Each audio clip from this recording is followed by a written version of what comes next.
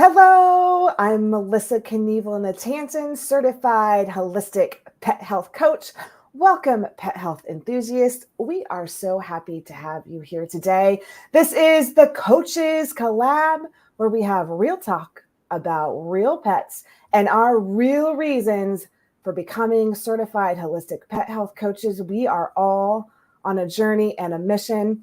And speaking of pet health coaches, I have a very special guest today, and you could call her Nacho Average Pet Health Coach. Please welcome the face behind the name, Sunny Gandara. Hi, everyone. Happy to be here. Thanks, Hi, Melissa. Sunny. We're so happy to have you here. You have quite the story. I know that when we were talking, and we all as coaches, we communicate a lot when we are talking. It's rare to bring me to tears in a pre-interview, but Sunny had me sobbing. And we may or may not go into all of that later on today, but Sunny has an absolutely amazing story, from working in corporate, from doing wine. She went to culinary school. She's a chef. Whoa. And mostly, we want to find out a little bit more about you and the namesake, the legacy of Nacho. So before we go there, tell us a little bit about you, Sunny. I want to hear the journey from your mouth. Oh, it's a long journey, and I'm also old, but older. No. I'm originally from Norway. I moved here to go to college, so I left from Norway to San Francisco, and then I did what I was supposed to do. I went to business school, international marketing and finance, and ended up in New York. I was just going to be here for a year and go back to Europe, but I ended up in the music industry. So I was a record label executive for 10 years. I traveled with stars, big stars, Snoop Dogg, Alicia Keys, Gwen Stefani, all, you name it. And after a decade, I was kind of like not feeling it anymore. And I just did a huge turn, and I went to culinary school. So I went from making lots of money, living in, 5-star hotels, and making $10 an hour, standing on my feet 16 hours a day. So that was really humbling. But I had always been interested in food, and I had a catering company for a while. Then that wasn't what I was supposed to do. I went into wine, and I got all kinds of certifications. I worked for an Italian winery in Tuscany for the most recently. I have about 20 years of experience there. And in between, I went to the Institute for Integrative Nutrition. So I became a holistic health coach for humans. But for some reason, it just didn't quite land that. I've always been interested in health. I was a bodybuilder for a while, actually. And I've always been interested in health. But for some reason, it just didn't jive. So then, of course, I had dogs. I became a dog mom about two decades ago. And most recently, I just lost my dog, Nacho. And, thank you. I am going to cry, but I'm going to try to keep it together. That's okay. You know what? That's that's why we're having that talk. And I just, we talked about this earlier. And part of the reason that we're here is because there's a really good chance that there's pet parents out there, you out there, have struggled with loss or an extreme health issue with your pets. And part of this is to know that you're not alone. Yes. We are here. And I think your story is really important, Sunny. Thank you. I know it's, dogs are, I've always been an animal lover, right? I grew up with horses, with chickens and ducks and goats. And I had 14 cats at one point. I lived in a small village in Norway. And I was always looked upon as the weird one. But somehow I lost my way, I think, between then and now. And I just was kind of removed from that world, even though I'd always had cats and dogs. But, for some reason, Nacho, I got him 6.5 years ago. And I had gotten him after I had a horrific accident with my 4-month-old puppy, Miso, which he's actually right here. Where he choked on a bone in front of me. And it's to say that I have PTSD is, it's really bad. I'm so And sorry. I didn't know what else to do. I was like, I'm going to jump off a bridge here because this was like I was alone and my husband was at work and it was just horrific. And my breeder, who is a very good breeder, she's a preserving, she preserves the Cane Corso breeds, he's an Italian Mastiff. And she's like, I have a dog right now. You need to just take him. And he was almost the spitting image. And I didn't want to feel like I was replacing him. But for some reason, I feel like he just had come into my life. And ever since he came in, we had just a very, sorry. It's okay, honey. It's so tough. This is so tough because this is more than just, take a minute, but this is more than just, this is not just dogs. This is the reason that we're here. Once again, these are members of the family and we are extremely connected to them. Yeah. And so he was everyone who's listening to Sunny's amazing story, take note, look at this woman's heart and her passion. And so many of us carry this into our work every single day.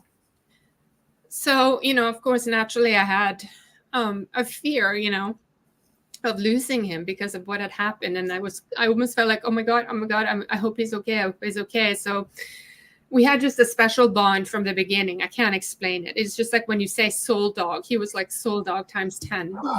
And in January, and my biggest fear came to fruition when in January of 2023, I noticed a lump that seemed to appear out of nowhere, like literally overnight. I mean, I always massage because I am an energy worker.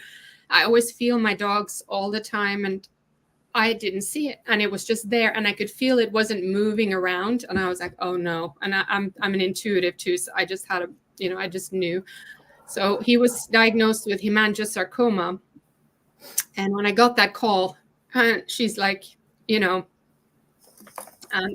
only thing I can do is send you to an oncologist. And that lonely feeling of, I didn't even know what hemangiosarcoma was. I was like, but it felt like a bad dream. And when I was at the oncologist, the only option I had was chemo or let him just probably die within the next couple of months because it's really aggressive. For those who don't know, hemangiosarcoma is a very aggressive malignant cancer of the blood. It usually appears in the spleen. His wasn't in the spleen. It was in the muscle. So it was subcutaneous. So they couldn't even remove all of it. So I was just there like, it's going to come back. The only thing to sort of maintain it or stopping it from growing is to do chemo.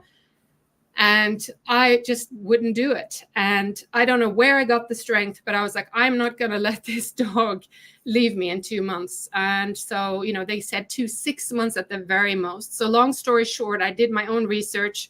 I found a fantastic, a veterinarian, holistic veterinarian in my area. I live in New York, who practices traditional Chinese veterinary medicine. She's also an acupuncturist.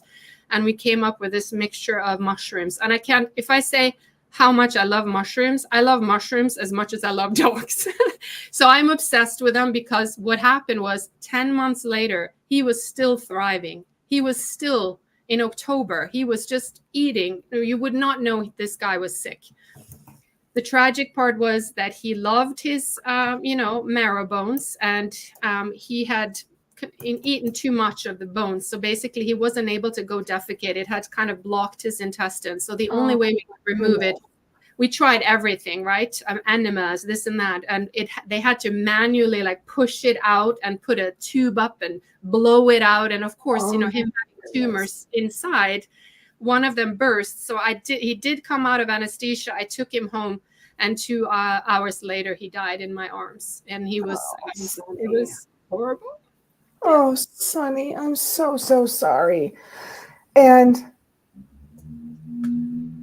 it's like you were barely recovered from the first one. How can one doggy mama heart handle going through that twice in a row? I almost didn't, but it was like he was talking to me, and this is why I'm so passionate about talking to other dog parents. It's like, you're not alone. And also, just he came back and told me that, you know, I needed to do something else with my life. And, you know, dogs are amazing, and not just dogs. If you have a cat, any animal, they are our teachers. They are our, you know, they are our guides. They are so amazing. And so I guess it took me this to actually finally see I need to be working with animals. This is why I went through, I told you about all my careers, and something wasn't right. And I moved to the next, something wasn't right. So what happened is that I wasn't doing what I was supposed to do. So he came into my life to show me what I was supposed to do. And it is so amazing. And I was like, initially I was, oh, you know, I don't know, maybe I'll become a trainer, but I wasn't really feeling that either. But I knew I had to work with animals. I just didn't know what facet. And in December, which happened to be my birth month, I just randomly, it wasn't random because I don't believe in that, but I just saw Dr. Ruth's ad, and it said holistic pet health coach. And I was like, this is a gift from heaven. I couldn't believe it, you know. I was like, this is perfect, because I'm a holistic I'm a holistic health coach for humans, but I would rather work with animals. So long story short, I didn't have any money. But I'm like, I'm going to put it on my credit card, and I'm going to make this happen because Nacho told me this is what I'm supposed to do. And I know this is going to be a success. So that's what happened. And 4 months later, I graduated. And I have to say, I've never felt more fulfilled, and to help other pet parents who, like me, sitting at the vet's office and just feeling alone, like I don't have any option here. You know, I don't know what the hell's going on. But you do have options. There's always something you can do to help your pet. And whether or not it's like going to make him live for years, let them be comfortable, let them speak to you. And, you know, I can't explain how important that is when you're in a position like this. It's just to feel like you're surrounded by someone who gets you. You know what I mean? Someone who really knows. And that's what I hope to be for my clients. You know, you're not alone. And no matter what you're going through, there are options. Oh, Sunny, that's such a moving story. I think everyone can understand why there's a lot of teary eyes, mine included, with all that. Yeah, I was very inspired by your story, and I was so moved by your story. You have really been through it, and your passion and your drive to help other parents shows so much. It shows in all the words that you speak and the things that you're doing now. And since then, not only did you become a holistic pet health coach, you're also now a certified professional canine nutritionist. So, like you, I feel that Dr. Ruth's pet health coach program really opened so many doors, and turning tragedy into something that can make your soul sing. Yeah. I feel like is almost kind of the ultimate human experience.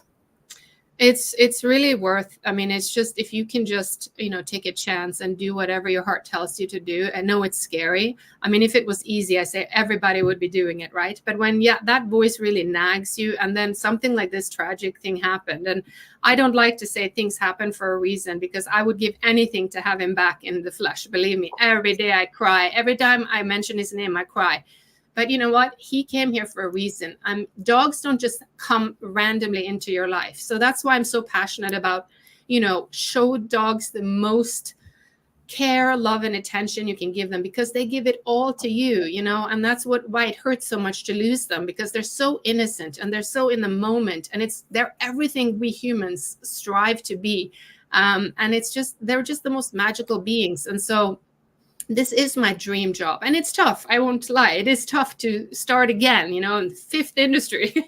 But, you know, now finally I found my purpose, and I thank Dr. Ruth. And I also thank you and all the amazing health coaches in this program, because now I know I'm not crazy. Like, there's other people in, you know, around that feels exactly the same, and that are so passionate about animals. And it's really just so heartwarming to see. So I can't say enough about it. And I guess I had to go through hell to get this awakening. But I mean, I'm hesitant to say it was worth it again because I lost my boy, but I definitely got something great of it, and I will keep. That's why I named my company after him.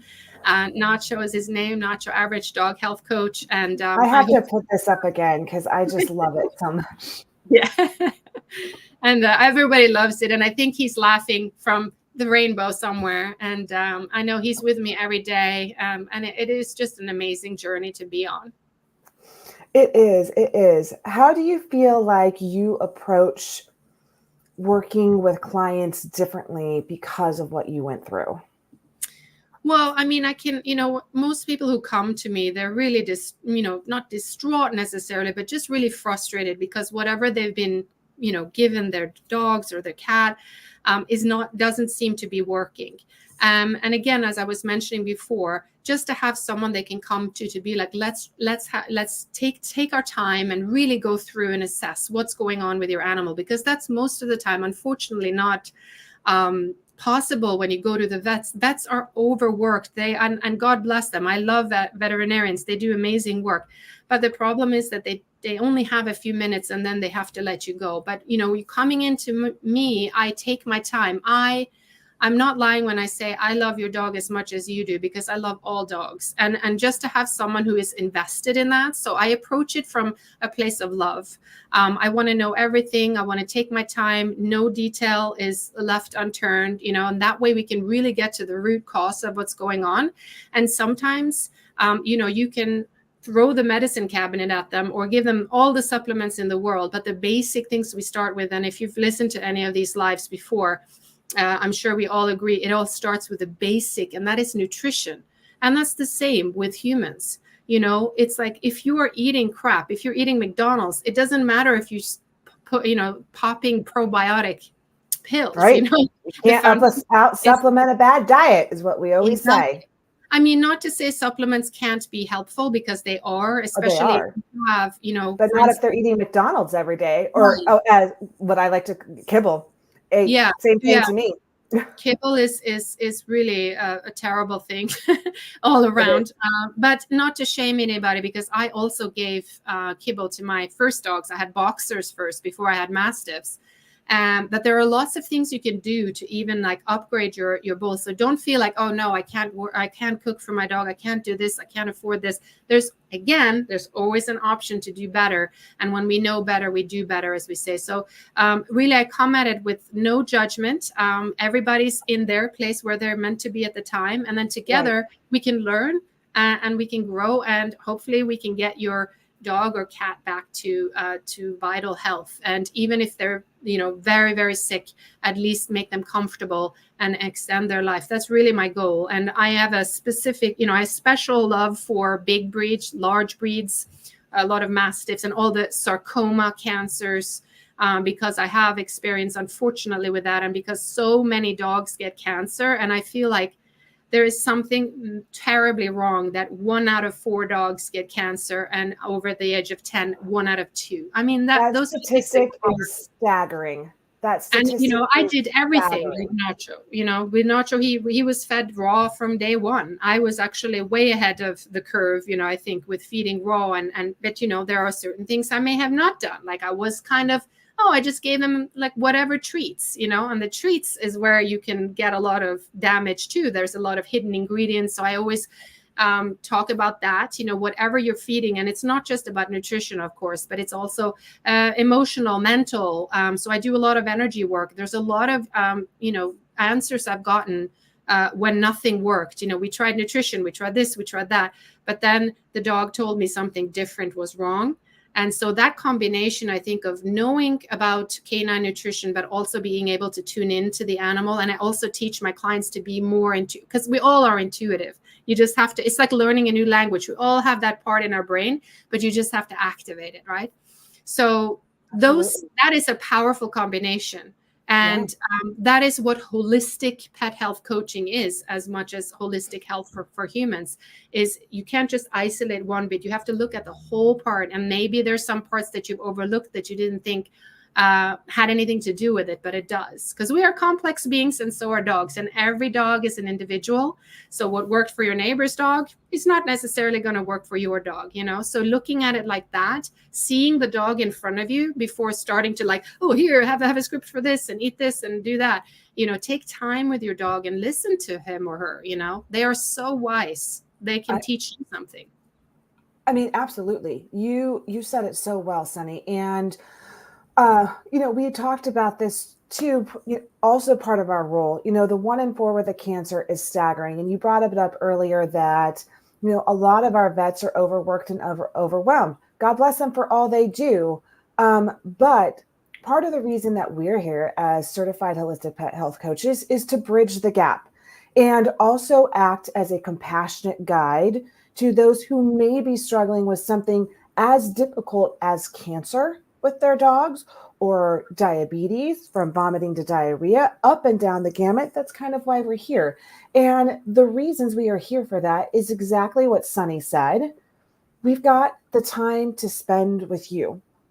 We've done the research in functional medicine, in traditional Chinese medicine, in environmental factors, and in nutrition, so we can help support you and your pet if they're going through something rough like this in a way that works for you. We like to meet you where you're at. So, and also, in addition to what Sunny said regarding that every pet is different, when we can take the time to really get to know you and your pet and what they've been going through, sometimes what may seem like the typical standard of care is going to be much, much different with your pet.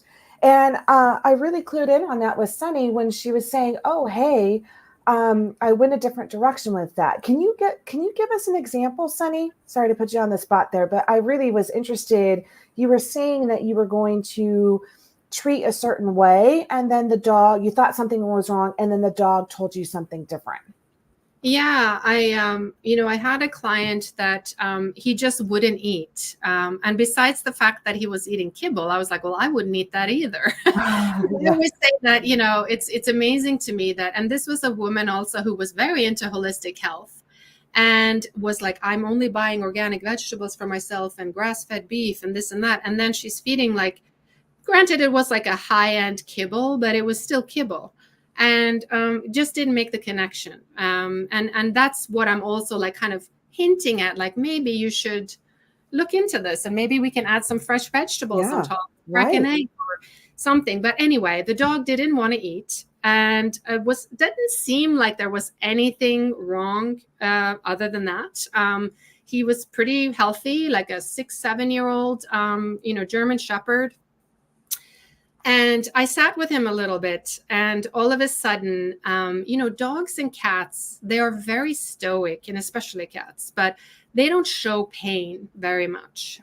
And so it went to show that he actually had, I don't know if he had necessarily fractured his paw, but he was just in a lot of pain and just couldn't really go about his day. I mean, he was not limping as much, because then she obviously would have seen it. But he told me that there's something bothering me. And sure enough, there was something sort of lodged in between his paws. And, it had become abscess, but she didn't see it. And he was still just kind of like moving around. He was trying to be really brave. But in effect, I said, I think that is really just, making him not want to eat, because he's just trying to be. So long story short, they took him to the vet, and they got it fixed, and he's eating now. But I don't know if it's because of that or because she actually took my advice and started slowly transitioning him over to a gently cooked diet, which is Dr. Ruth Roberts' diet of crock-pot. Initially I get a lot of things. People are like, oh, I just can't, I don't have the time to cook. But I said, you can cook for yourself, just don't add salt to it and don't add any onions. There's certain things you can't, put into dog's diet, but most of, fresh fruits and vegetables and meats they can eat, right? So she did do that, and now he's of course lapping up his food because he's absolutely loving it. But there are ways that I can tell, that there's something off, and a supplement won't necessarily, do anything. and then you have to just again listen to your dog, and that sounds really wacko, but it is oftentimes dogs, they just want to please you, right? They just want to be there for you, and they're like, oh, as long as I'm with you, I'm okay. But then we really have to, not to turn anybody paranoid and start to like feel around your dog, but just be in tune with them, and they'll tell you, if you listen, just listen to them. Yeah. Right. Well, and it's amazing because I think the overall message that we're trying to convey and that you're trying to convey is that we can't live in fear of the what if, because knowledge is power. And doing the research on your own or with a holistic pet health coach to find out what the best things for our pets are can really be empowering. And it can also give us a sense of security, knowing that we can make good decisions for our pets because we are so connected with them. And at the end of the day, even though Sunny and I can hear them, not everybody can. I mean, like you said, everybody has the ability, but they can't talk and they can't always tell us what's wrong. So being empowered to make the right decisions for them is super important because they are such wonderful little energetic beings. And it's amazing. It blows my mind on a daily basis to get feedback from clients or fellow pet health enthusiasts and pet parents that said, I switched the diet and it's like 180. They're completely different. And I think we could talk about this all day long. But once again, going back to whole fresh foods as the foundation of health, it's the same for us as humans. And if we're not going to eat burnt brown balls every day, this is my word for kibble, BBB, burnt brown balls. I will hold that term for them forever. Then why would we expect the same of our little fur kids? And, I'm with you on, it's hard to even call them pets anymore because they're really so much more than that. They're part of the family. I definitely think there's ways, much more endearing words you can say, but pet is sort of the general word that everybody can associate with. But yeah, as you were saying, with nutrition, it sounds so simple, and it's like, but it really is what the answer to so many things. And another thing is that it takes a while, to see the difference. Imagine if you've given, and I heard, and of course, I'm sorry that I can't give credit because I can't remember her name now. But I was listening into a podcast about some, nutrition, and somebody was giving the analogy like, just trying to make people see how not good it is to give the same bag of kibble every single day. They said if you take your if you take your human child to a pediatrician, and the pediatrician tells you only give her total cereal for breakfast, lunch, and dinner for the rest of her life, or she'll have, deficiencies. You would be like, what is this person talking about? And that's what we do to dogs. And like you said, dogs can't talk. So they will eat whatever you put in front of them. They're like, oh, my dog likes this food. He's hungry. He's going to eat. Well, yeah, they have a drive for survival. They're going to eat. Yeah. And so I think that, not again to shame anybody, because we all do. Well, and I know there are people listening and everybody loves their dogs. How can you not, right? And they might buy like $100 bags of kibble. I've been there. But, again, it's just starting small. Don't feel overwhelmed. Just the small, tiny things you can do. And now there's so many amazing resources out there to help you. And of course, we're here. If you have questions, I'm always happy to help somebody who has a question, because I feel like, again, I want to be there for somebody who's really, really trying their best to get their dog to a healthier and happier life and to have them live for a long time. I mean, the average lifespan of a dog is so short. We need to help and change that and help lengthen their lifespan, because I of course, would like them to live forever, but I would at least like to see it by another 3 or 4 years at the very least, just so that we can and just share and be together for longer, because it's truly the best relationship ever. And I also don't have children, so of course, they're my kids, but I think everybody feels that no matter what, if you have human children or not. Yes, of course. Well, and to really reiterate what you were talking about, Sunny, of course, here's the thing.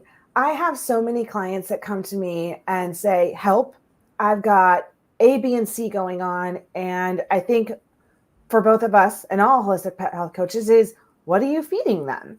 And we can get so much information just from that. And most often, and once again, no shame in this at all, because you're doing what you feel is right, pet parents. I get you. I did it too. I was there. But most often I get the response of, well, I'm feeding them the best food. One of the top 3 that shall not be named from prescription diets that a veterinarian has recommended. So here's our conundrum. We've got a pet parent that wants to do the absolute best for their little fur babies, and the vet's advice is to give a prescription diet.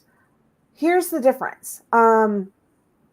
Those 3 companies have had some really clever marketing, and it's just, this isn't hearsay. This is just a fact that in veterinary school, the nutrition classes are often sponsored by those.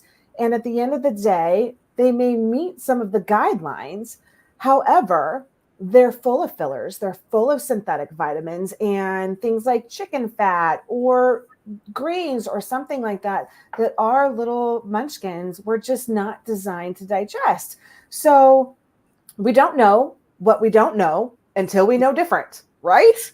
And to be fair to the consumer too, I mean, they're very clever, as you mentioned, about how even the ingredient list is, there's something called ingredient splitting. If you haven't heard of that, where they will put different types of corn, for instance, in different, sequences on the listing to make it look like it's not a lot. But then when you add it together, it's like, oh my gosh, this is 80% corn. Or if beef is listed as the first ingredient, and I was even guilty of that. I was like, oh, well, beef is the first ingredient. Well, beef is 80% water. So if you take the water out by weight, because the ingredients are listed by weight, right? So that's another thing. Then beef would probably be even further down the list, and what is listed as number 2, 3, and 4 might in fact be the first ingredient. So it's not easy, but that's what we help you with. I'm very, very passionate about teaching people on how to read labels. I actually happen to be vegan. So when I turned vegan almost 11 years ago, I became an expert in dissecting everything. And of course, as a holistic health coach too, what does this mean? I can't pronounce this, but so I'm always looking at the ingredients. I never just look at calories, fat, protein, because I want to know what is in my food. And sometimes, and especially with dog food, because it's not regulated, and you were saying veterinarian approved, it doesn't even mean that a veterinarian even looked at it. You can just put it on there. So and how are you supposed to know this if you don't dig? We are obsessed about this stuff, but the general public isn't, right? So it's all about spreading information, and then together we can empower ourselves to make better decisions. And if we don't buy that crappy stuff, they're not going to be on the shelves. We have the power as buyers. So it's really more about take charge, and just it's exhausting that we have to do it and that it's even legal to market it as such. But this is what we're dealing with. Yeah. Yeah. You said it so well. Once again, you're making my job so easy today, Sunny. I'm a talker too, so I guess that's love it. You're fantastic. Okay, so I have a spicy question. You're a vegan. We had a fun conversation about this the other day, by the way, because I'm the daughter of a cattle rancher.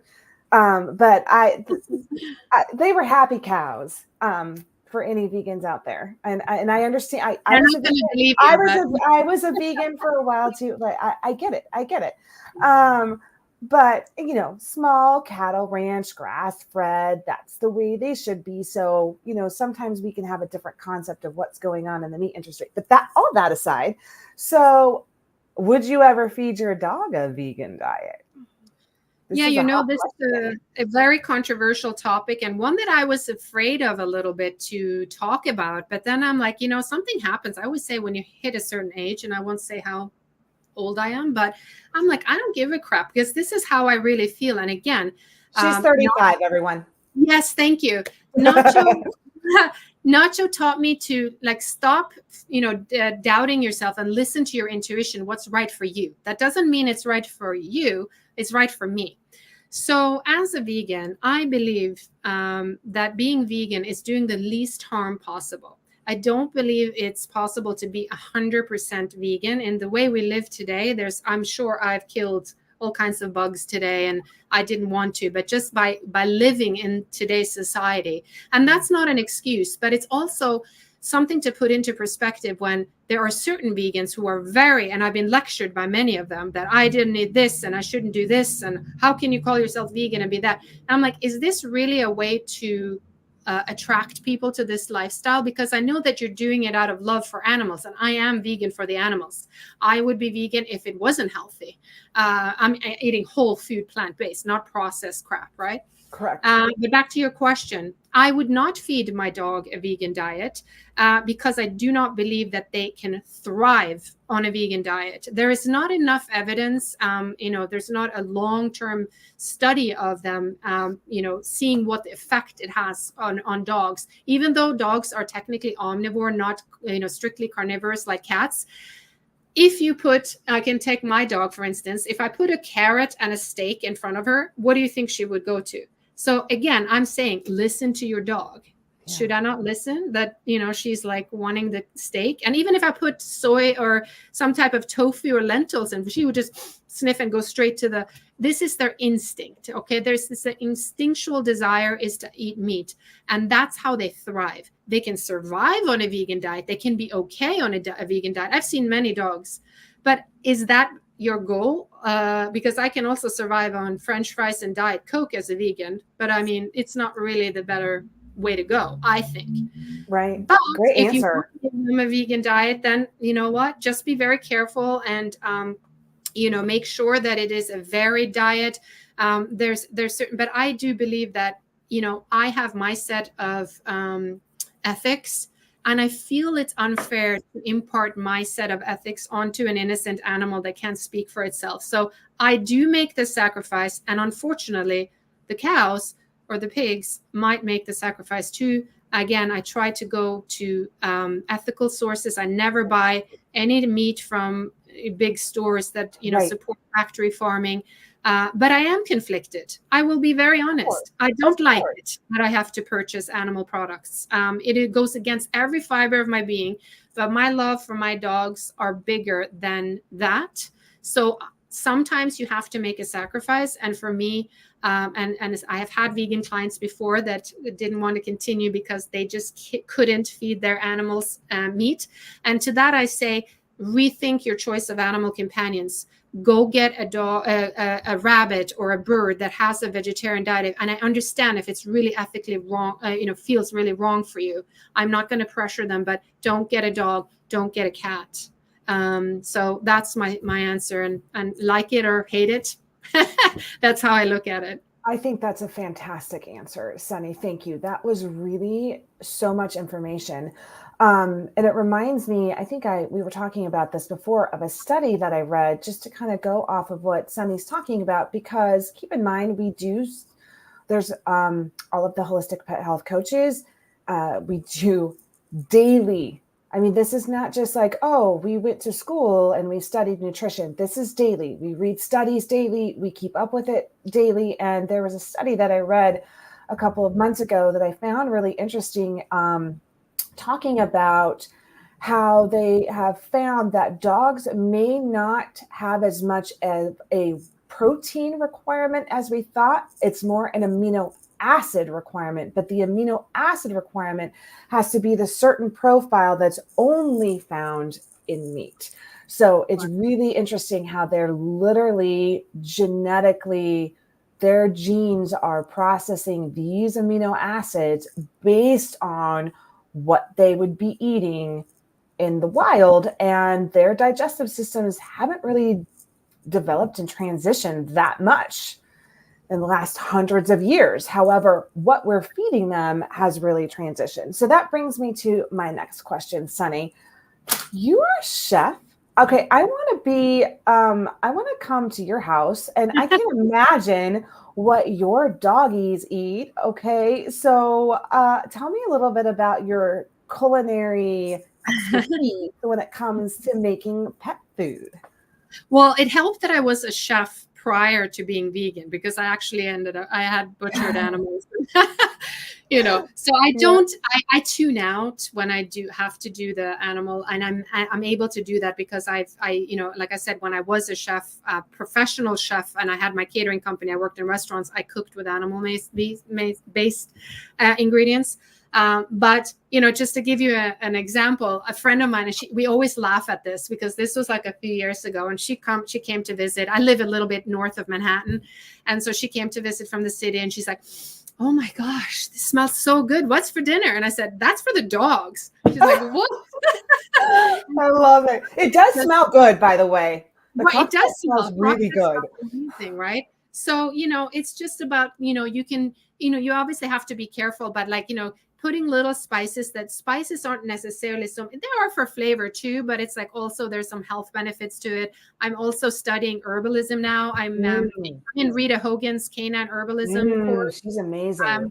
And I attend the Chestnut School of Herbs as for humans because I'm just a plant lover, being the vegan that I am. But adding some fresh herbs into your food, and then also what I'm huge on, and I think really dogs can benefit from as much as humans, and humans, especially too, is seasonal local food. So Very don't feed important. your dog. I'm in the northern hemisphere. Obviously, I don't know, anyone can look from around the world, but I'm in the northeast. So don't feed your dog eggplant in December or tomatoes, please, because it's not tasting good. So take advantage. And this is also where you can be really environmentally conscious, is like go to the farmer's market. And it's not as expensive as you think, because people say, oh, it's so expensive. No, because when things are in season, prices are lower because they're in bigger supply, and they're so much more nutritious. A tomato in August is like, it's like eating like a peach almost. It's so juicy and fruity. And Yeah. Oh, a so, lycopene, all the good stuff. and we always talk about a varied diet. Dr. Ruth always talks about rotating, your ingredients, right? And this is another natural way you can rotate ingredients, because, what's in season July is not going to be in season in December. Then we go more into root vegetables and things like that. So it's a great way of getting that variety that we all need to get all the vitamins and minerals and nutrients that we require, and dogs requires. Dogs' bodies are very similar to ours. So, there's a lot of things you can apply directly with, of course, there are a handful of ingredients, as we can talk about that too, but that you should never feed dogs, like chocolate and raisins and onions. But Great. overall, there's a lot of things you can give to dogs, and then some spices and macadamia nuts, I think, and nutmeg, I think, are things that you shouldn't. Right. So always check. But if you do have a health coach working with you, that's who you can refer to, and you can be like, hey, can I feed my dog this? So always check in, and of course always check with your veterinarian, because we are not substitutes for veterinarians. So always check with your vet if you're changing your dog's diet. But there's don't they deserve to have the variety? Don't they deserve to have a different type of food every week, like just kind of every other week at least? It's just fun and it's delicious, and they're gonna love it, and they're just gonna be. Right. You're gonna see. I even had a client reach out to me today because I hadn't heard from her in a while. She's like, my dog's doing so amazing. I can't even believe it. He's like, and everything changed, his digestive system, and he's just like, his coat is shinier, and it just made me so happy because I didn't feel I did anything. I just told her to like make some fresh food for your dog, So this is Absolutely. what's so rewarding. It's really, really amazing to see the changes that can happen in dogs. It really is. And it's so fun, talking about what's in season. One of the things that I was doing wrong, I shouldn't say wrong. You don't know what you don't know until you know it. But I've been studying nutrition for a long time. And for a while, kind of the standard was, well, find something that works for them and stick with it. But we have since learned the importance for not only their gut health, their microbiome, to avoid food intolerances if there's leaky gut, to rotate with the season, because one of the other things we deal with is energetics, Chinese medicine, and the herbs and hot and cool foods. And so as we go into fall and it's a transition, we want to get into foods that are a little bit more warming, where in the summer we could do a little bit more cooling. Like Darla, my little munchkin, loves berries, and we grow blueberries and blackberries. And so she's our little berry tester. Yes. And that's of course the best homegrown food. If you can, that's even better, like, in your Yeah. backyard. What are some of your favorite herbs for dogs? There's a lot of different herbs. I mean, again, it just depends on. I like a lot of the culinary herbs, to be honest. So you can they give them cilantro is really nice. It got a nice little. Of course, some people are like, it tastes like soap to me. I don't think that dogs have that gene. I don't know. I don't think so either. But I mean, Darla eats cilantro. She likes it. I mean, I always steam these things first, by the way. Yes. That's usually a little easier for them to digest. Milky oats, nettles, those are amazing. It all depends also what you're using it for. And again, back to your question about energetics, right? You have to be careful. Like, is your dog hot or cold? And something that could be working for someone isn't working. It's like, oh, this works for that. So this is what's very overwhelming about herbalism, in a good way. I love it, but it's just that, the herb is like, it's like cannabis, actually. It's just like there's so many amazing things that happen in a plant that can do so many things. So if you isolate one thing, which they tend to do in Western medicine or the pharmaceuticals, it's not going to work the same because they don't have all the other aspects that's going to help, right? So when you're feeding something like, I don't know, nettles, you might want to add in something else that makes it work even more. So it's a little, I don't want to complicate things in this live, but I'm still learning. I'm still a student of that, but I find that nature is so freaking smart, and I will tell you one thing. If you say, what's your favorite herb? It's whatever my dog likes, because the dog will go into the backyard and he'll sniff out my dog Tofu. She will find a specific plant that she likes. Of course, now I'm spacing on it, what it's called, but there are these specific leaves. Doesn't matter where we are. Dandelion leaves? No, it's not dandelion. She will just go past all the other leaves and she'll go exactly that, because that is what they need. Dogs know what they need. They do. They're so in tune with their bodies. So that's what I like to see about herbs, and how they sort of gravitate naturally to them. Yeah. Well, yes, so much good information on this, Sunny, and I have loved this conversation. It's really been amazing. Your story is amazing. And speaking of tofu, that's not just something that Miss Sunny eats. That is also the name of her current dog. So she has another member of the family, and she is continuing on with little Tofu. Tell us about Tofu. Tofu is a feisty she's a little runt. She's also a Cane Corso, an Italian Mastiff. She's going to be 8 next month. I wish I had a picture. I should have put one up. She's napping down below me. Like, she just loves, she's an older lady now, so she sleeps a lot, but we just started her in scent work class. So she had a luxating patella when she was very young, which is very unusual in large breeds. And that was hell, because I had to keep her confined for 7 weeks, and then finding out all that I had to do about that. So again, like all the health coaches in this program, I'm sure that I'm one out of many that says, oh, I wish I had known that when my dog, because it's like we go through things, and that's why I'm big on not shaming anybody or making them feel bad that they don't do this or that, because there's so many things. But she had this luxating patella. I had to have surgery on her because she couldn't even bear weight on it. But then she developed arthritis, and I didn't know because of it. So now she is still kind of limping a little bit here and there. But thank you. I will give a shout out to Angela or Darlena from CBD Dog Health, because she's fantastic. And I have to tell you, I did Adequan injections, which basically made me even broker than I am now. But I started injections. Adequan. Okay. Yeah. And so now I actually give her CBD Dog Health. It's Ease. It helps with both of her things that she has. Two things that's wrong, which is arthritis and allergies. I don't know if it's necessarily allergies, but I think it is, because it's seasonal. In the summertime or spring, summer, in the fall, she gets it. And I tell you, every time, ever since I started giving her this, she hasn't been limping. I mean, it's like a miracle.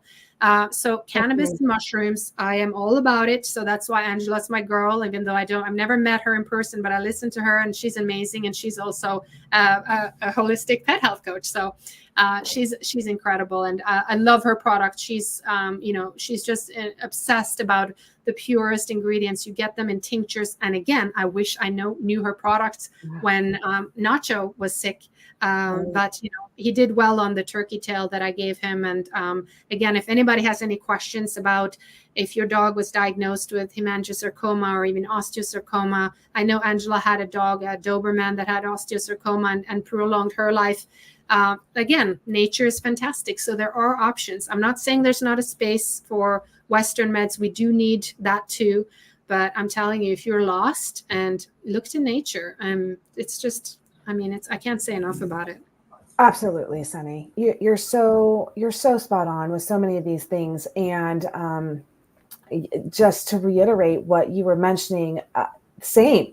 I mean, the CBD dog health and the mushrooms, all of my pets are on them, and I've kind of been studying those as well for many years, but I love these products in particular. And once again, this is something that a holistic pet health coach can help guide you through. And I just want to take this opportunity right now, after hearing Sunny's incredible story, and some of you may know mine.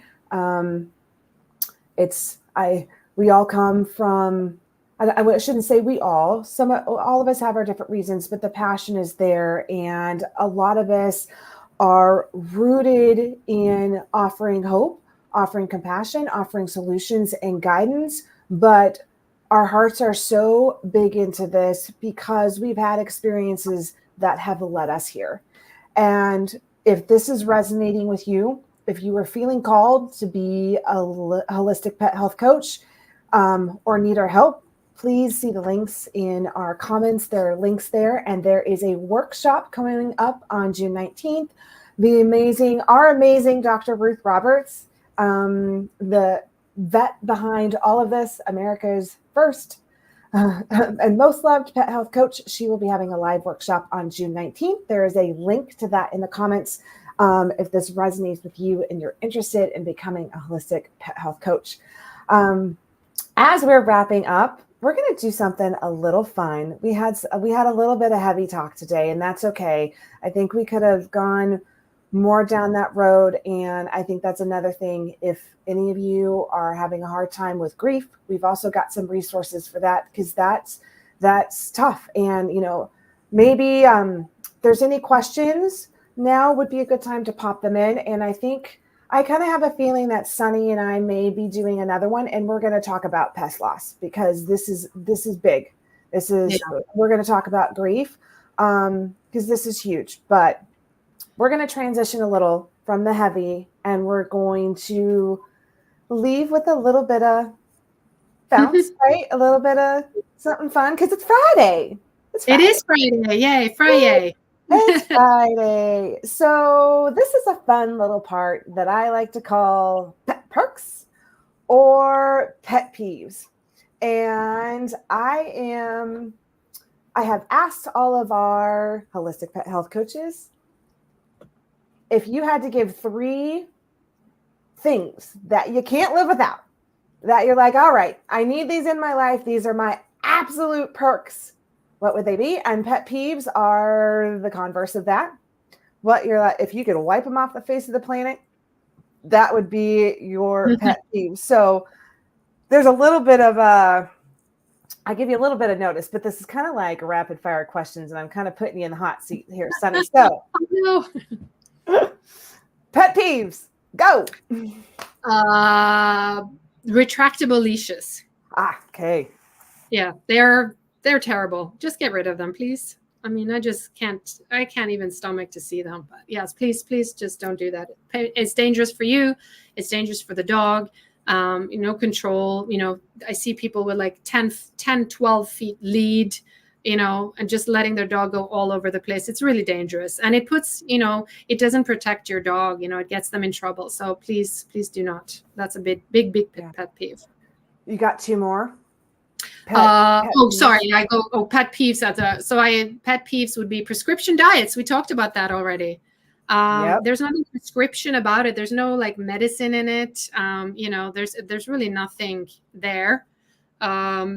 And the third would be Milky Bones. Oh my God, I get like offered those all the time. And it's like, so like, it's like cancer in a box, I feel like, it's Oh, they're just. awful. So, please don't feed your dogs Milky Bones. And I hope I don't get sued because I mentioned No, their, well, it's it's okay. for, We'll just say another that but I just see them everywhere. And it's just he like, who shall not be named. I know it's hard because yes. I experience the same thing. I get a, when we're with pets, we get a lot of like, oh, can your little pumpkin have a treat? And I always have to say no unless I know exactly what's in it. And a lot of times it was one of those things that you mentioned. And Yeah, it's it not is. good. And it's funny. I just have to point out, it's not really funny, but every single pet coach that we've had so far has listed prescription diets. So take heed, everyone. It's Well, there's we're a lot we're of people on that. changing, we're Yeah. changing the thought, we're changing the education on this, Yeah. on what a real healthy diet can look like. So Yeah. moving on to the fun part, pet perks. Pet perks, you wouldn't think that I would mention this because I've had my history with bones, but raw meaty bones. That is just the best thing you can give to your dog. Of course, always supervised and never leave them in the crate and go to work or anything, but it's just a natural way for your dog to clean their teeth, have those pearly whites, much better than, yes, you can brush their teeth, but, really just having that. And also it keeps them busy and it is also mentally stimulating and it's really a good treat for them. So just for a little while, they're not going to gnaw on it for hours on end, but give it to them for like 20 minutes or so, put it back in the freezer and the fridge and then go back. And it's really an amazing, treat for them. So next perk is, mushrooms. I cannot not say mushrooms in every form, whether you want to give it to them in the basis of medicine, like tincture or powder, or cook it for them. They can have mushrooms and it's delicious. So add them into your crock pot or put them on top of your kibble if you're still putting feeding kibble. Delicious, and they're so nutritious, especially lion's mane. We talk about older dogs. I have an older dog now. I'm always looking out because their dog dementia is a real thing. It's really good for the brain. Of course, if you have a dog with cancer, I hope you don't. Turkey tail is great, and then reishi, just for everything. It's a miracle. And the last one, I would say just a perk is spending time with your dog without your cell phone. I should put that under perk too when I see someone walking. But isn't it perk just to like hug your dog? At least spend 10, 15. Isn't that at least what you should spend with your dog? 15 minutes just cuddling and just looking into their eyes and just saying, oh, you're so beautiful. And just like they love that. They love your attention. So make time for that as much as you make time for eating healthy and working out and going to work. Spend at least, I would say, half an hour at the very least with your dog. You have to. Fantastic. Pet perks and pet peeves. Melissa Sherman and I were talking about this last time, the importance of this. She's a colleague of ours. How important it is, and you were talking about it earlier too, how important it is to just take a few minutes, because to your pet, you are their whole life. Yes. You are their whole life. Yes. Take 15 minutes and just ground. We are so caught up in the inertia of every day as humans. We have to do this. We need to get this done. We're always in the grind. Yes. I think our pets were here as a way to give us a break from the grind. Get off the phone, get off the computer, take a break from the grind, and just be. Should we do another collective? I feel like we need a collective. Yes. And they don't have TV. They can't read a book. They're just waiting for you when you're at work, or whatever you're doing. So just think about that, and also when you're taking them for a walk, let them sniff, let them take their time. That's so mentally stimulating for them. Like they want to explore. And that's another pet perk. I guess I have more pet peeves than perks maybe that I came up with, but people yanking their dog, like get out, and just keep going. Please, just let them sniff. I mean, this is their time, your time together. So that I'm off my soapbox now, but, just things to think about. And it's going to get, if you have a nervous dog, things like that, it can help so much. And just kind of, like you said, ground yourself and be with your dog. It's going to do miracles. Yeah. Sunny, I feel like you You did such a good job of showing us who you are. I feel like I know so much more about you. It's been wonderful getting to know you. I hope everyone else has enjoyed getting to know the amazing Sunny. Her story is really so inspirational. Once again, if this is resonating with you, there's links on how you can find out more if you want to get in touch with either of us or to become a certified holistic pet health coach. Last call for questions. Did you have anything else you wanted to add before we wrap this up today, Miss Sunny? I think no, just say thank you so much and thank you for inspiring me back, because you're also very inspirational, and just just a gift to know people like you. And my heart feels full, and so appreciate that. And if you have anybody watching this on the replay, and if you have any questions, please reach out to me. I'm at Nacho Average Dog Health Coach on both Instagram and Facebook. You can send me an email at sunny@nachoaverageDogHealthCoach.com. Yes, that is a mouthful, but I would love to hear from you. And if I can help with anything, if you're thinking about the program or if you have an issue with your dog or cat, just let me know. I'd love to help. So thank you. All right. This has been an amazing coaches collab. Thank you again, everyone who's listening, joining, supportive, and have a wonderful weekend or whatever day you're watching it. And as we sign off, positive vibes, everyone. Have a great day. Bye-bye. Bye. Bye, everyone.